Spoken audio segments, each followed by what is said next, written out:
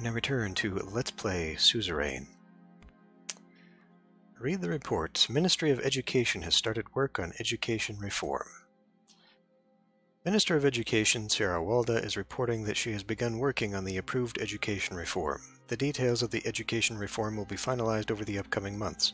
If the reform package is accepted, the next steps of this process would be to discuss the indoctrination of education. United Contana launches a second satellite. Intelligence reports that United Contana has successfully launched a second satellite which has the capability of radio communications. This means that United Contana radio communications will be able to be transmitted through a satellite for the first time ever, a technology that no other country currently possesses. Interesting. So, Contana has the space race, and Arcasia has the nukes. Fun times. Meeting with Gloria Tori on planned reforms. Gloria Tori's office. I arrived at the Grand National Assembly, which was only a 5-minute drive away from the palace. Today I had a private meeting with Gloria Tori, one of the leading figures of the USP, to get her approval for the proposal. She was also key in reaching 150 signatures to propose the new constitution, as she had extensive control over our party's conservative and moderate wings. As I walked through the corridors of the Grand National Assembly, I was confronted by my memories of the historic building. Despite being a member of Assembly not long ago, it now felt like the distant past. I walked into the left wing of the Assembly, which currently acted as the quarters of the USP. Gloria's office was the first one inside. I knocked on the door and entered.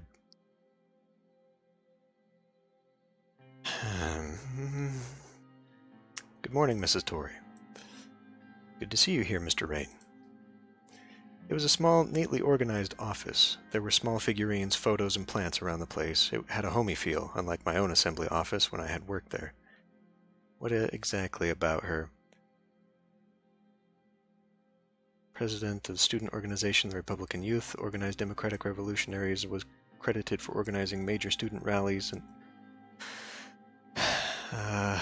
lobbying firm, public speaking.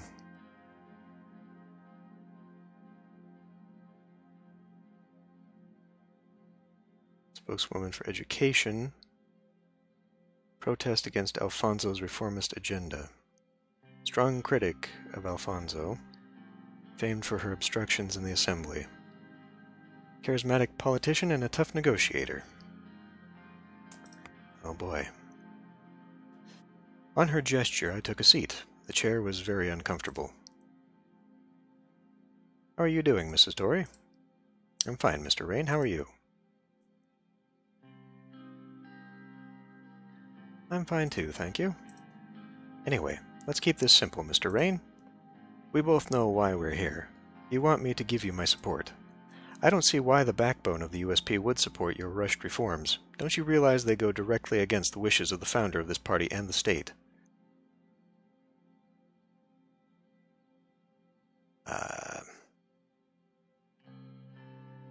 I mean, they're not really. It's all in the name of democracy. In the name of democracy? Even though you owe everything to Colonel Sol, I know I owe it to the people who elected me. I think you never liked him, nor the party he built. There's nothing personal about this, Mrs. Tori. Whatever you intend to do, you'll be facing quite the opposition. That's all I can say.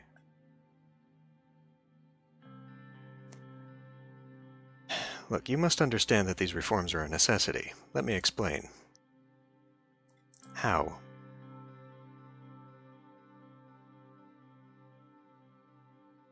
Well, I mean, that's a big one right there. But if she is a full-on Solist, she's okay with this, because this is a thing that Colonel Sol was all about, right? People of Sordland demanded change. The USP must give them what they want. And we are definitely not a party that knows how to react in changing times. We end up being the party that changes all the times. The people of Sordland demanded change. The USP must give them what they want. We need the people's support. I'm aware that our popularity has been on the decline. But I blame it on this administration, Mr. Rayne. Plus, these reforms are not about the people, are they? Well, hold on a minute now. These demands and public support put me in office. You can't say that these happened after I got into office. I seriously do not know if the Conservatives would be willing to support you at all, especially when you're trying to decrease the electoral threshold. You must know this will mean bringing the Communists into the Assembly. You probably have a deal with either them or maybe the PFJP. Friends seem to be positive about giving you support too. Okay. This was a thing that I was willing to negotiate on when I put this in there.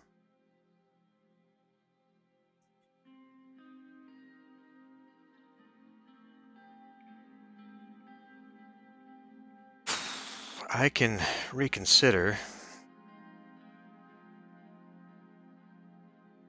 Do I want to push this?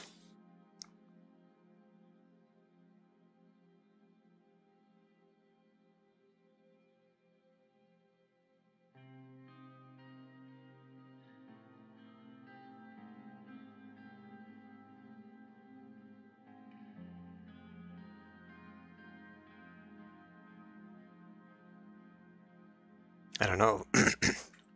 Part of me doesn't want to begin doing concessions right out the gate here. But if I'm not going to get the support of the opposition at all, this could be an issue.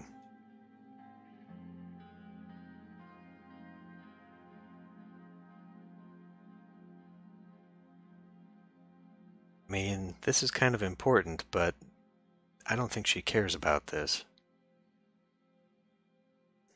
I think I might just have to negotiate this. I can reconsider the decrease in the threshold. Oh, you'll reconsider? I do not support an election threshold of 8%. This sets a dangerous situation for us, as both the WPB and the CPS will gain more. I'd rather leave the threshold as it is.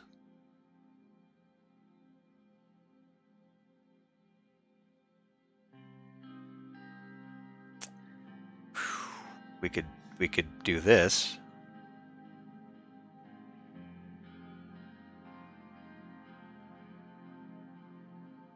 I don't know if we just want to straight up say, okay, we'll change it. Is this going to give me a second chance at it, though? Will this ensure your support? I don't know what to say before seeing the commitment from you, Mr. Rayne.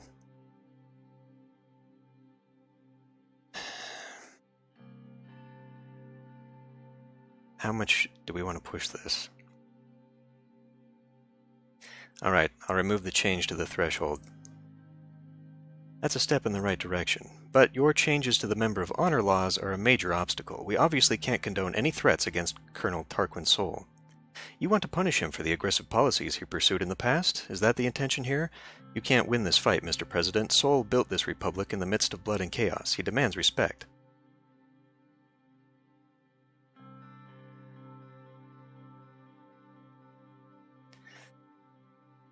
Well, I mean, on the one hand, it's not necessarily about him. I would rather he not have this, but he is the only one, and he's going to die eventually, so it wouldn't be necessarily a bad thing to do that.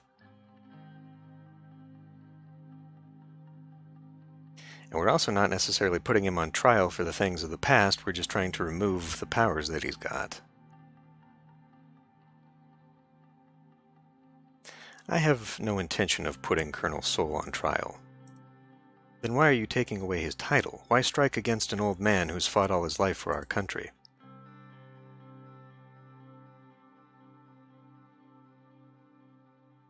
The Member of Honor laws are unnecessary and undemocratic. This is not about Sol. Sol is the only Member of Honor. This is automatically about him.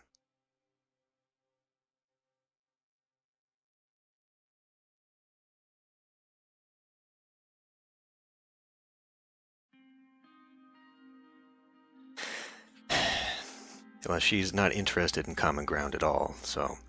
look, I promise we won't touch him, but these ancient laws should be removed. Fine, let's talk about your other points.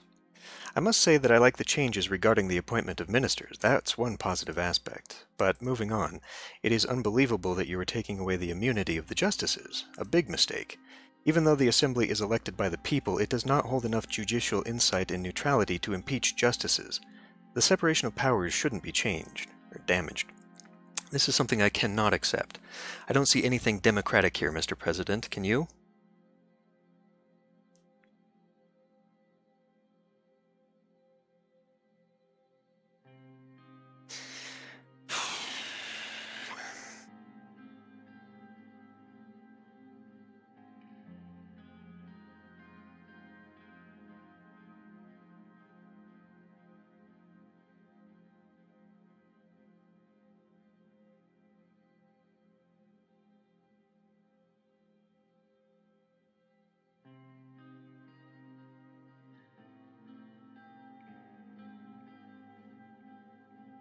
This one's a tough one.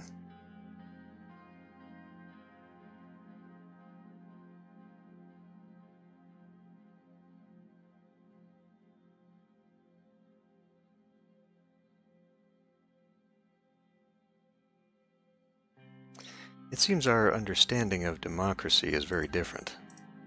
Looks like it. So what are we thinking about? Are you ready to make changes to your proposal, or should we keep talking past each other?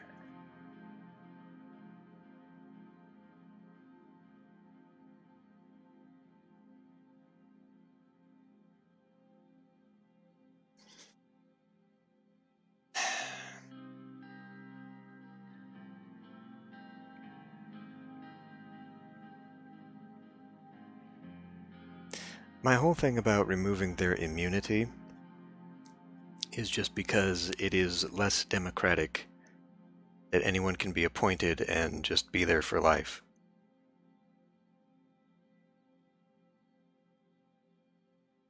Look, please try to understand me. I cannot give concessions now. She raised an eyebrow and then took a look at the proposal on her table. You know what? I feel extra generous today. I believe I can give you the help you require. She repositioned herself on the chair.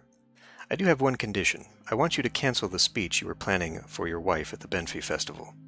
Mayor Lest is not only popular in Benfey, he's one of the most influential members of the USP's conservative wing. We wouldn't want to upset him, would we?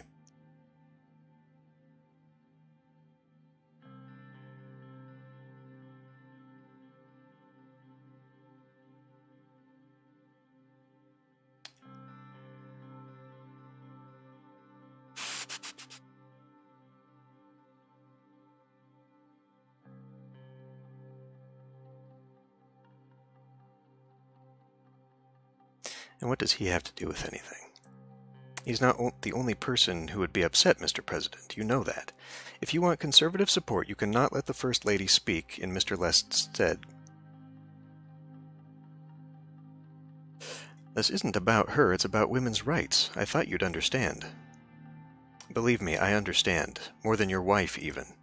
Tell me, why does she want to do this speech so badly? She wants to give Sordish women a voice. So do I, but this is not the way.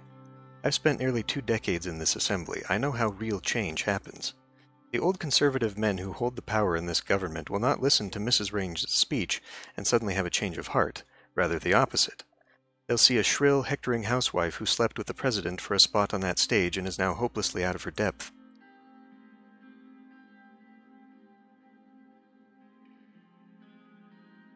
Well, I think that's unfair. She's been campaigning for women's rights since I met her. I'm just telling you what others will think. Well, ultimately, this speech isn't directed at members of the Assembly, though. It's directed to the public. If she wanted it directed to the members of the Assembly, she would hold a speech on the Assembly floor, not on public television. That's kind of what we discussed. It's public pressure on its representatives that is what's going to happen here. Listen, I do believe the status of women could improve during your administration. Your education minister has been gathering ideas for a bill that appears quite promising. But you've got to have patience. Having Monica speak now will be detrimental for all of us. Just let Mayor Lest have his little moment in the spotlight. His time will be over soon enough.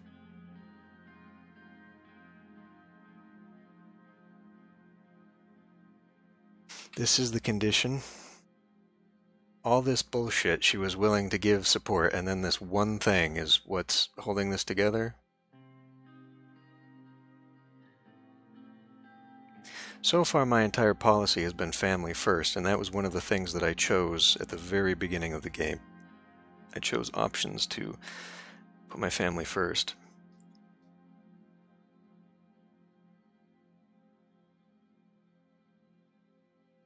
Plus, she hasn't offered any alternative to this. What do you mean this is not the way? Patience, what does that mean? Wait 50 years? Her entrenched position here is a survival position. It is just to go along and not get your ass kicked out of the assembly. It is not for change, and that doesn't gel with my platform. So, no, Monica will speak at the festival. Then we are at an impasse. All right, Mr. President, I'm sorry I won't be able to help you. I wish you luck gathering the signatures you need. Fuck. That one thing. She suddenly stood up. I must get back to work. Thanks for stopping by, Mr. President. She extended her hand to me for a handshake.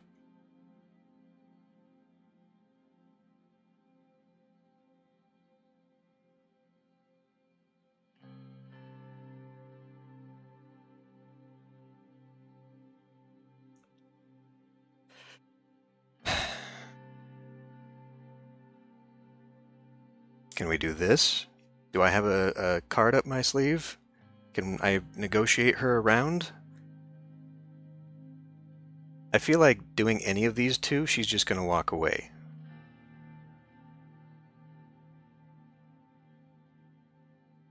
This one, surely she's going to walk away.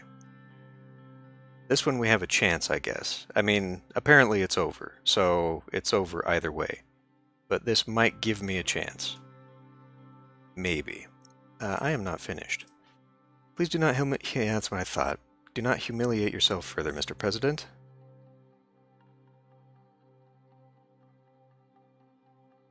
Yeah, so I guess we're done.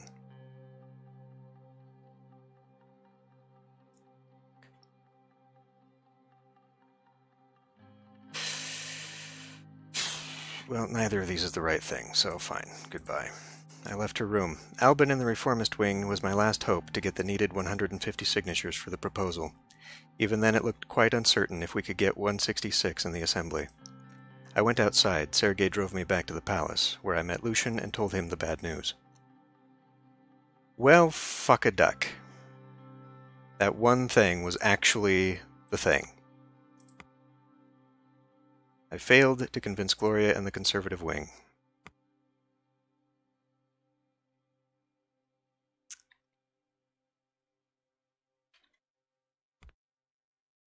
Albin Claven's office. After our meeting with Gloria Torrey and further discussions with the party and my cabinet, it was time to talk to Albin Claven to get the reformist wing to support the proposal. I also planned to finally present a more fleshed-out proposal and declare our agenda to the party after our meeting. I walked into the left wing of the assembly and entered the quarters of the USP. When I reached the meeting hall, I saw many of our members conversing inside. Hold on a tick. So, like, she failed to give me her support, but we had to make a concession. Did that concession stick? So I conceded, and she's not going to vote for me anyway? After taking a glimpse inside, I went back into the corridor to look for the office of Albin Claven, which was around the back of the place. When I reached his room, I knocked on his door and entered. Mr. President, welcome. Sortish politician... Risen significantly during the Alfonso administration, aggressive debater, strong supporter of Alfonso, instrumental in passing free market reforms. Face of a new generation by the media. Alright. The whole room was surrounded by bookshelves packed with files and papers. It was a small office with books and dossiers lying on every corner. It felt claustrophobic. On his gesture, I took a seat. How's everything going, Mr. Claven? It's been busy. The party's been working very hard, Mr. President. Thank you for asking. How's it going for you in the palace? Boy, well, I mean, I could be very candid about that.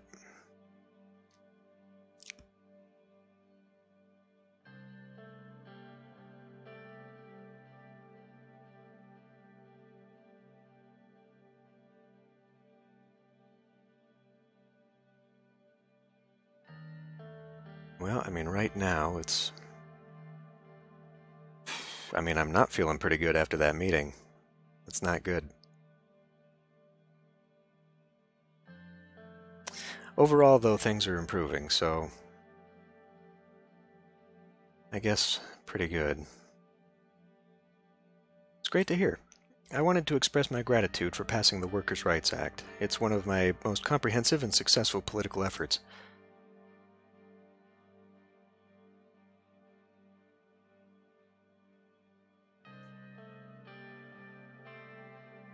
It's the right thing to do because our workers were suffering for decades. Indeed, the people will credit your administration and the party for a positive change in their lives. The businesses will share the burden with the state, but it is a change they have to abide by. Albin smiled and knocked on wood. Anyway, sir, let's talk about the proposal. Thanks for coming here for my input, because there are some subjects where Gloria and I don't see eye to eye. I have to say that most of the progressives were already starting to warm up to you. Your attempt at changing the Constitution created quite a bit of excitement. One could dare say an excitement that hasn't been felt since the 30s. Yet there are some issues with the current status of the draft proposal, so we may need to contain our excitement a little longer. I cannot support this in its current state.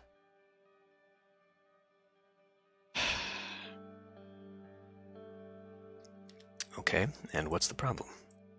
I thought there would be some reform about the extensive decree powers. He stared directly into my eyes.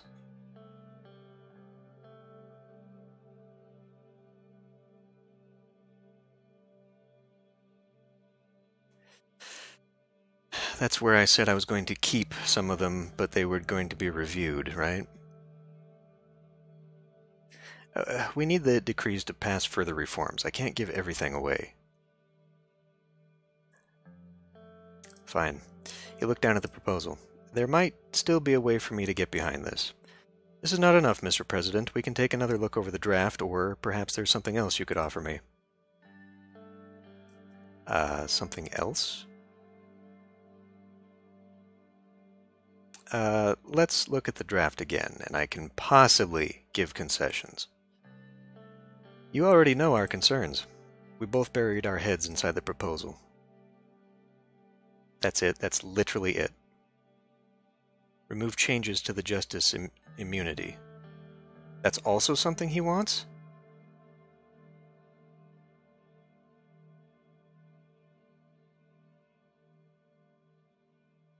What exactly...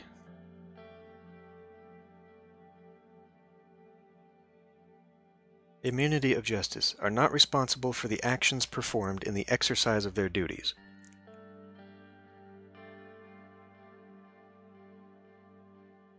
What exactly does this mean?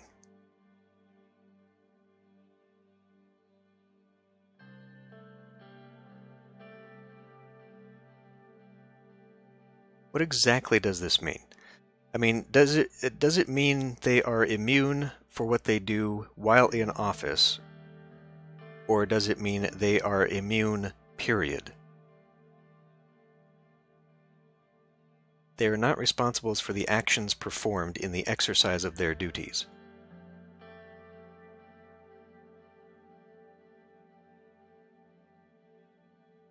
Because I guess, that means that they can't receive political repercussions for what they make their decisions on.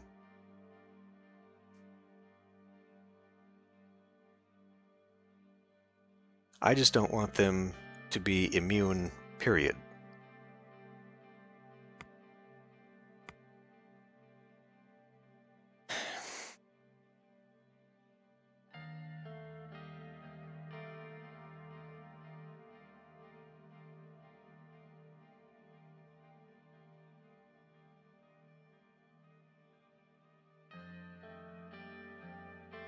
I don't know what that actually means.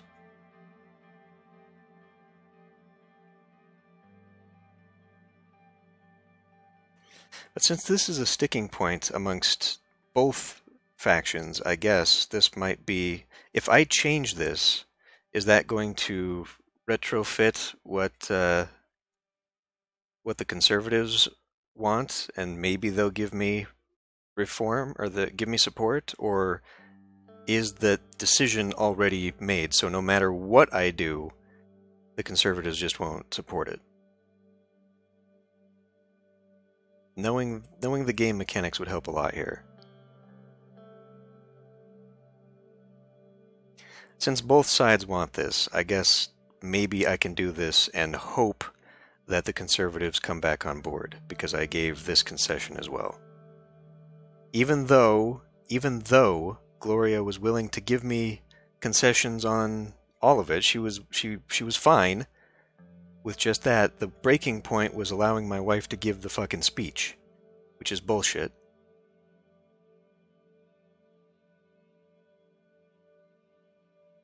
This is basically my only hope.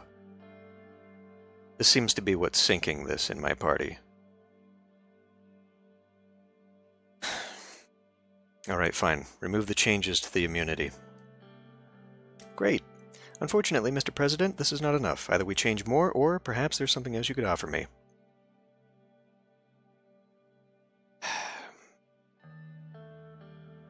You already know our concerns. I am fine with the current draft. Unfortunately, that's not enough. Jesus Christ. Okay, this meeting's over. Fuck you. However you see fit, Mr. President. I hope I didn't offend you in some way.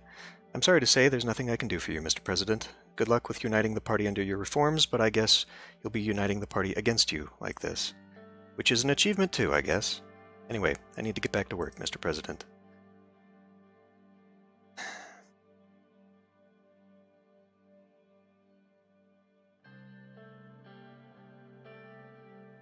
What the fuck? He was all about this, and then suddenly he's like, yeah, no, this is a deal breaker?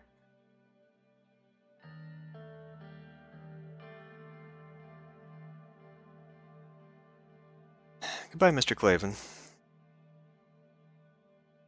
The meeting had exhausted me. I went to the restaurant of the Assembly to get something to eat while conversing with other members of our party. I saw Albin talking to his people in the distance.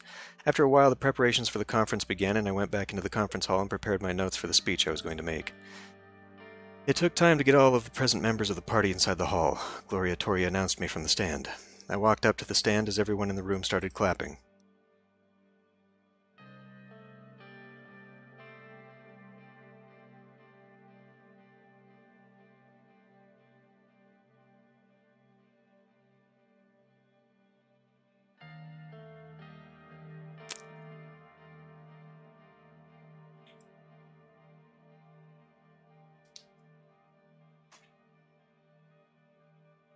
We don't want to do this one.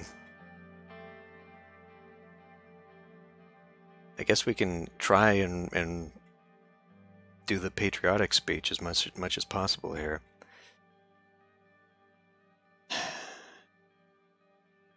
I've never heard us referred to as United Sordland, though. What the hell does this mean? And brothers and sisters... I don't know, all of this seems like it's supportive of more like the millennialist side of this. Like, this is more revolutionary speak right here.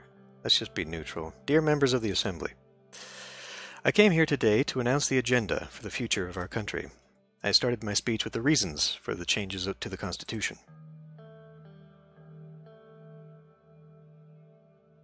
Our system and institutions have increasingly become undemocratic. Over the decades after Seoul tightened his grip on the country. Since then, we have the Supreme Court that obstructs the duties of the President and the Assembly. We must finally be brave enough to go against the status quo that they created and write a new constitution. I paused when some people started clapping, but it was short-lived. After taking a breath, I continued.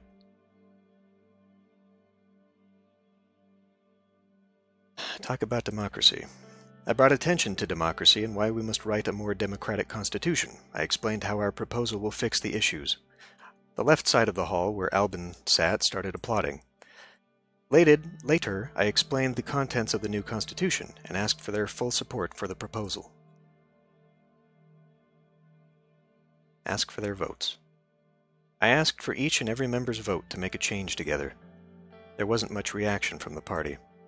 I saluted everyone in the room one last time and bid them farewell before leaving the stand. I walked outside the Assembly and back into the palace. I think we're fucked. I think I just lost the game. I most likely failed to convince Albin and the reformist wing to support the package. I think I probably fucked this up. The President meets the USP. Today, President Rayne has met with his party members. Oh, I thought I was addressing the entire assembly. Fuck. President Rayne met with his party members in a party meeting in the Grand National Assembly of Sordland, where the current situation of the country and future plans of the party were likely discussed. It was later reported that President Rayne used the meeting to give a speech to the party and announce the contents of the first draft of the new constitution. The details of the meeting were not made public, nor what the draft contained.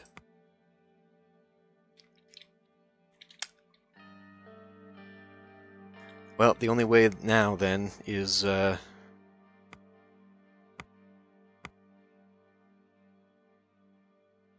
through Richter. We have 130. And the majority does not seem to support. They've only got 70 here. We might get 10 out of the independents.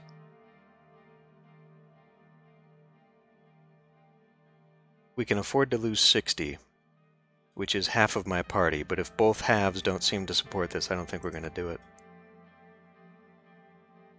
Well, we'll continue next time.